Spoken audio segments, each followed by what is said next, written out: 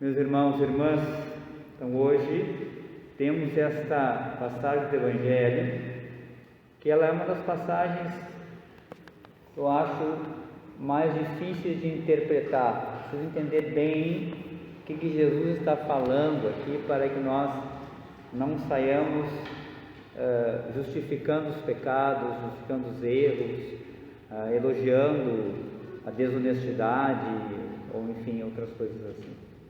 Vamos entender bem aquilo que o Senhor está falando para nós hoje, porque temos que ver todo o contexto, né? Desde o início até o fim do Evangelho, e vamos entender o que Jesus quer nos ensinar, quando ele conta essa parábola desse administrador desonesto.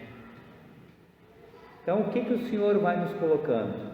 É que esse administrador ele administrou mal os bens do patrão e vai perder a administração.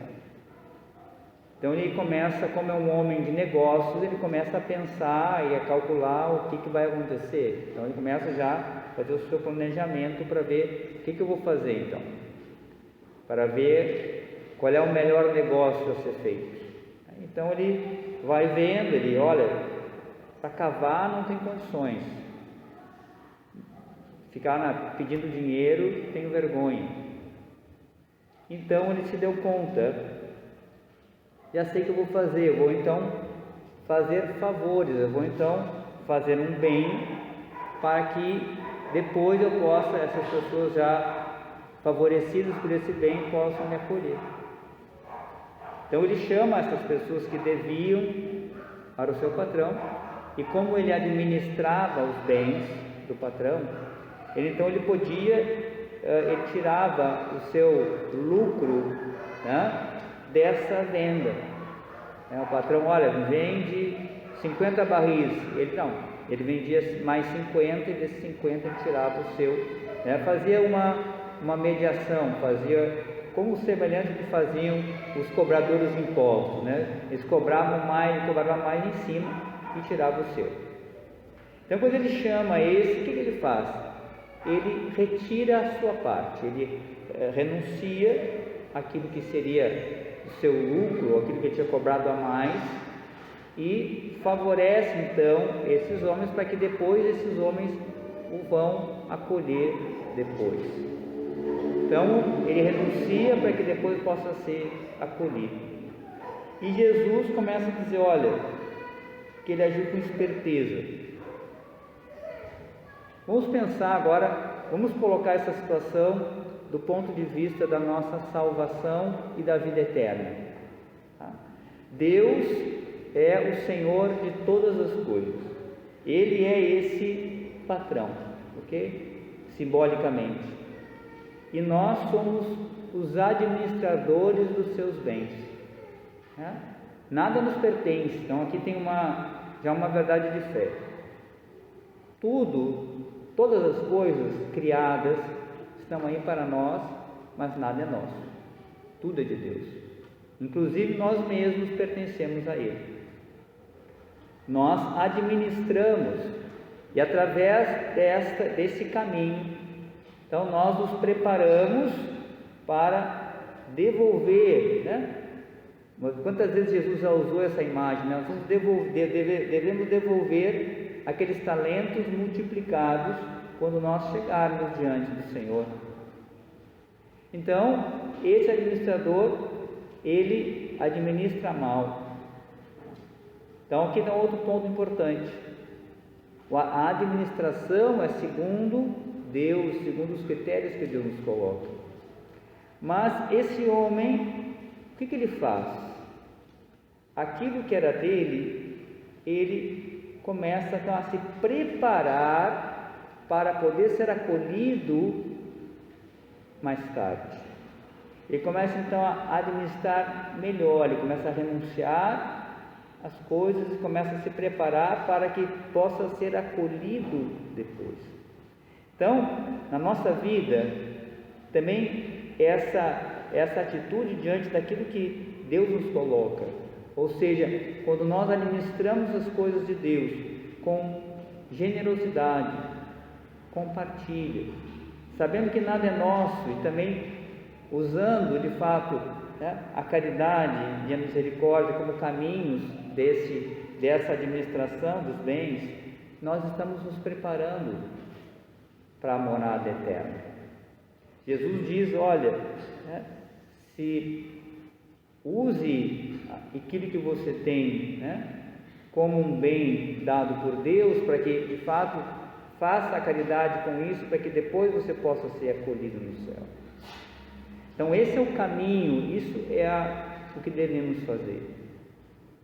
Agora, se de fato nós nos apegamos aos bens, e aqui Jesus fala especialmente ao dinheiro, se nos fazemos do dinheiro, por exemplo, o nosso Deus, nós vamos nos guiar pelas leis que brotam dessa realidade.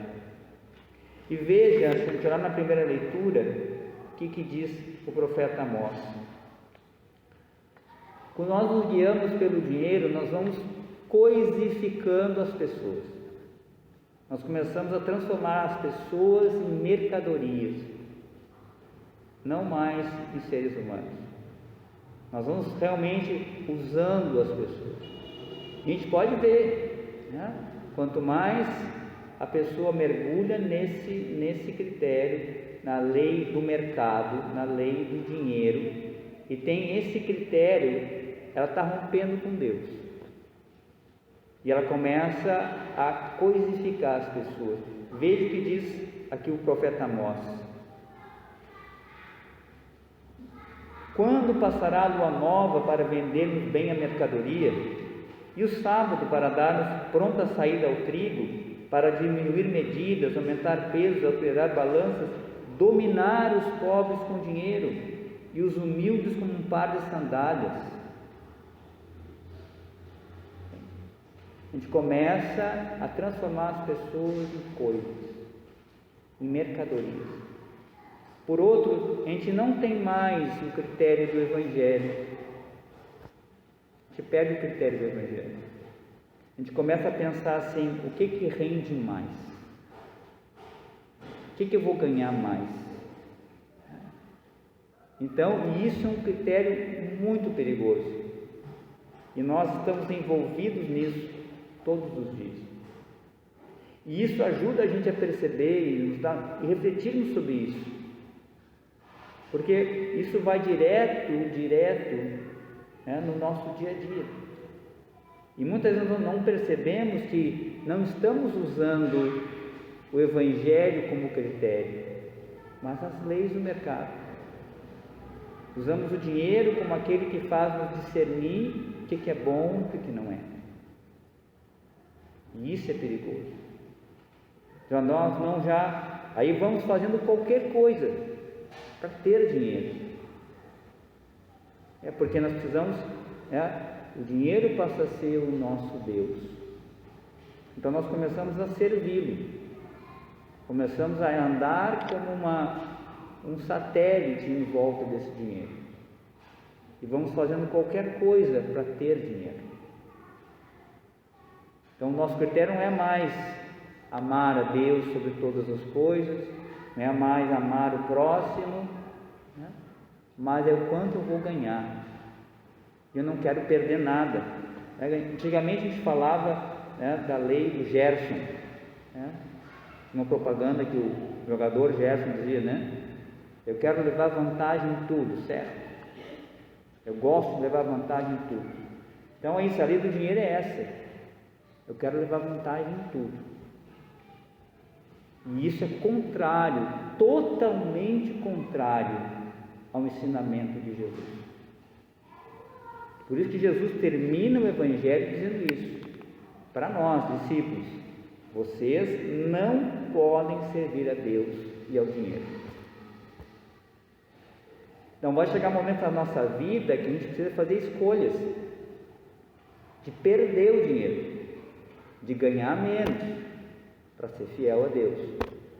E o critério, justamente por isso, se nós vamos direcionando a palavra, você vai chegar... Qual é o fundamento que Jesus está colocando aqui por trás? Amar a Deus sobre todas as coisas. Então, quando nós amamos a Deus sobre todas as coisas, o dinheiro vai se colocar no lugar dele, porque ele é necessário, mas ele é aquele que vai servir a Deus, porque nós só temos um Senhor, que é Deus.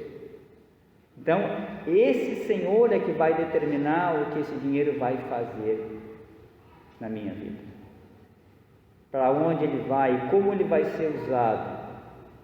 Não as leis do mundo, não as leis mundanas que vão dizer o que eu devo fazer, mas é a luz do Evangelho, a luz da palavra do Senhor. E aí nós podemos pegar no Evangelho tantos ensinamentos que Jesus nos coloca sobre essa realidade. Você lembra que ele disse uma vez: precavei-vos contra todo tipo de ganância. Então a gente começa a perceber que a nossa relação como cristãos no mundo é muito importante. No mundo que é consumista, né? No mundo que mata por um par de tênis, né? No mundo que aprova tantas coisas, né? Desvaloriza tantas coisas, toda a injustiça que tem na sociedade, né? Pessoas na miséria, pessoas com milhões e milhões e fazendo às vezes nada, às vezes vendendo drogas e ganhando milhões e milhões, matando pessoas. Então, essa não é a nossa lei. O dinheiro, ele não é o Senhor. O Senhor é Deus. E quando Deus é o Senhor, aí todas as outras coisas vão para o lugar. Aí então nós vamos usar dessas coisas corretamente, porque em si, o dinheiro não é mau. Só que ele tem que ser colocado no lugar dele. Ele precisa servir a Deus, e não nós o servirmos. Não ele determinar a minha vida, não ele determinar o tempo que eu tenho que ter para minha família, não ele determinar o tempo se eu vou rezar ou não vou rezar, não ele determinar se eu vou na missa ou não vou na missa, não ele que vai determinar isso, porque precisa dizer não. O Senhor em primeiro lugar, ir à missa em primeiro lugar, a oração em primeiro lugar, amar a minha família em primeiro lugar, amar o próximo, respeitar as pessoas, como filhos de Deus, amados, seja quem quer que seja, não tratá-las, não nos sentirmos superiores porque temos mais dinheiro. Isso seria um absurdo para nós cristãos pensar isso, que eu sou melhor porque eu tenho mais, e o outro é menos do que eu porque tem menos dinheiro do que eu. Então essas leis não são do Evangelho, essas leis não são de Deus. Lá na carta de São Tiago, ele fala muito claro isso, ele diz: olha, Deus não faz acepção de pessoas, ele diz: olha, se alguém chega na comunidade, chega uma pessoa lá carente, um irmão carente, eu digo aí, senta aí no chão. Aí chega um outro bem vestido e diz: ah, meu socorro, tudo bem, por favor, sente aqui nessa cadeira. Ele diz: ó, você não está fazendo distinção entre os dois? Tá. Então, hoje Jesus começa a nos chamar a atenção para isso. Então, o Jesus olha, ele ama a todas as pessoas. E para ele não tem essa distinção. E pelo contrário, Jesus tem uma atenção para as pessoas que mais precisam. Os mais aflitos, os mais necessitados, Jesus tem uma atenção especial. Porque mais precisam. Então, por isso não temos que ter cuidado. Isso nos ajuda a pensar nas nossas escolhas, nos nossos critérios de ação, de decisão, né? quando temos que tomar uma decisão, assumir um emprego ou outro emprego, como devemos nos portar no nosso trabalho, porque o trabalho, meus irmãos, é um dom de Deus, e o trabalho é para santificar o homem. Nós devemos ser santos pelo trabalho, é um caminho de santidade, desde que Jesus seja o Senhor da nossa vida.